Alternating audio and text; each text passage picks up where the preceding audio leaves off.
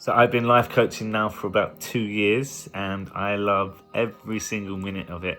It's what I've been born to do and it's definitely something I'm going to be doing for the rest of my life. But life coaching, I've worked with clients from a number of different walks of life, all different fields and stuff. But recently I've been working with terminally ill people. So it's people that have bad illnesses, life-threatening illnesses, and in some cases have been told that they've got 2 weeks to live. And it's one of the most amazing experiences I've ever had. And to actually talk to people about death, which is normally known as a horrible subject, it's the most interesting conversations and the insights people get. Like all of a sudden there's this acceptance, this understanding, and also like a bit of regret that they didn't find out this knowledge earlier. And the changes in people's energy just when they realise this, then their remaining days here are happy. They're doing what they want to be doing. And in some cases they heal miraculously.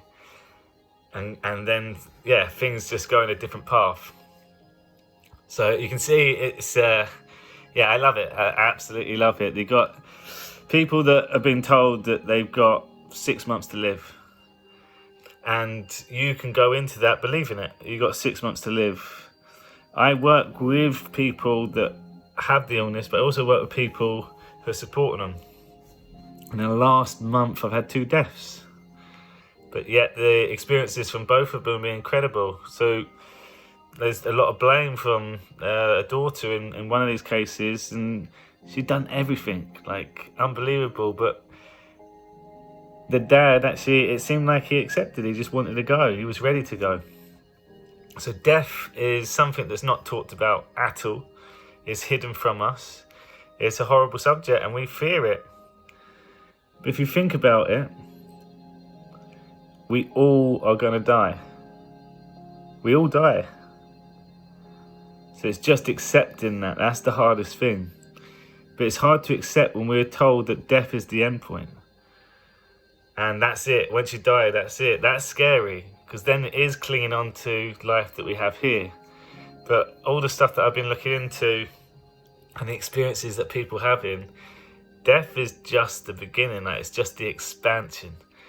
And there's a guy called Zach Bush. He's a doctor, like the resuscitations in the movies. And he does this talk, which is definitely worth watching. But he says in the movies, when they bring the people back to life, mouth to mouth and stuff, he said it's not as regular occurrence as that. It's actually only 6% of people actually survive and bring them back. And he said there was one night where he brought 3 people back, unheard of.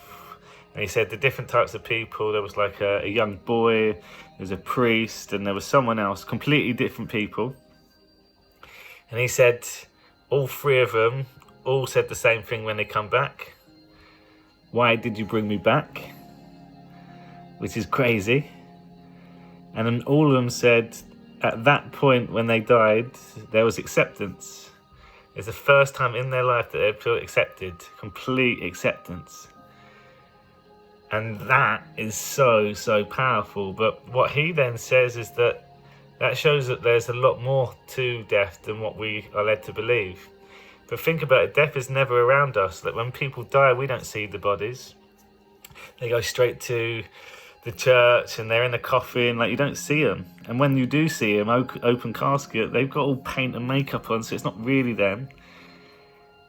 So death then becomes scary because we're not used to it. We're not around it at all. And we don't talk about it. But if you go back traditions, and in some countries still in the East, like you'll see that they celebrate death. They celebrate the life, they celebrate death. But then this comes back then to this place, because people start getting to a point where they're aging, and then their identity and their looks and stuff, they do start deteriorating. And that is the descent. That's the aging process. That's meant to happen as well.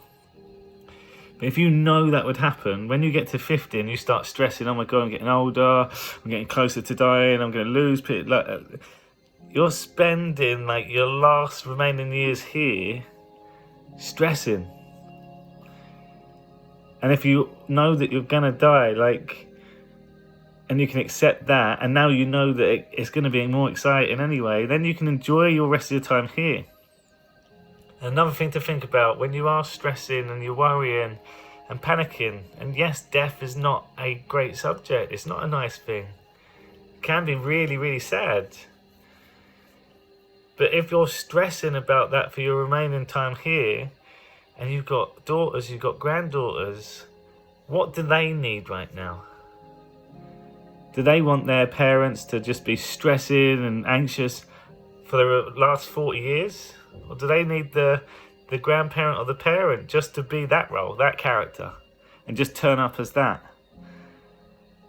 And if you start realising the roles that we're playing and how we should show up our best self, you start realising that you can live life a lot better, no stressing, and just enjoy the moment, knowing that this is still just the beginning. There's a lot more to it after. So yeah, it's very spiritual. But the coaching, you can see it brings smiles to my face the whole time. But when people are terminally ill, and I think sometimes we should all live our life that we are terminally ill, because it's the first time you put yourself first. Nothing else matters. All the clothes and the cars and stuff, that doesn't matter. When you're dying, you need to do something drastically. That means you need to put yourself first. That means that you can be selfish. And if you don't want to see people, or you don't want to do something, guess what? You don't do it because you're ill. But you could live your life like that normally anyway. Like, if you don't want to do something, really, you should just say, I don't want to do that. Rather than say, I might come, I try to come, and then you suffer because you didn't want to do it anyway. And there's something about just being honest. But again, when you're ill, you have to, because you need all your energy for you. Why does it have to be any different? The way we live our lives, we always put other people first. But I always say that if you put yourself first and get better for you, stronger, happier, then you can help other people anyway. So you're not being selfish.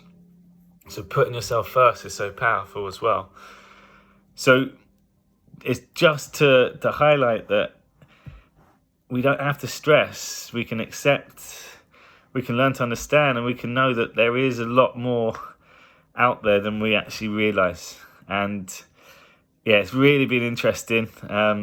And just to give people hope, give people a platform just to speak and to be listened to. And some of the stuff that they come out, the insights that they get just because of the space that we created, is really powerful. And again, letting go of things in the past, forgiving people. All that stuff doesn't matter. You'll just think about it. Like, if it's energy and you're ill, you need as much energy as you can. So if you've got that person at school that you hated because they stole your shoes and you're still holding on, that's your energy you're giving away. You need that for you, so let that go. If someone said something and they called you this and that, guess what? You took that personally. Maybe they're telling the truth. Let it go. Don't give your energy, just accept it. Okay, what can I learn from it? My past don't define me. What can I do now? Keep my energy, keep it. Keep your energy and you'll heal. That is healing. Keep it for you. Get into a state of flow and your body will work the way it should do. If you're not healthy, that means if you're overweight, you're putting shit food into your body. Your body is wasting energy trying to fight that fat first. The fat doesn't need to be there. The body doesn't want it there. So what happens? Your body is wasting energy processing that when it should be looking after yourself. Things to think about.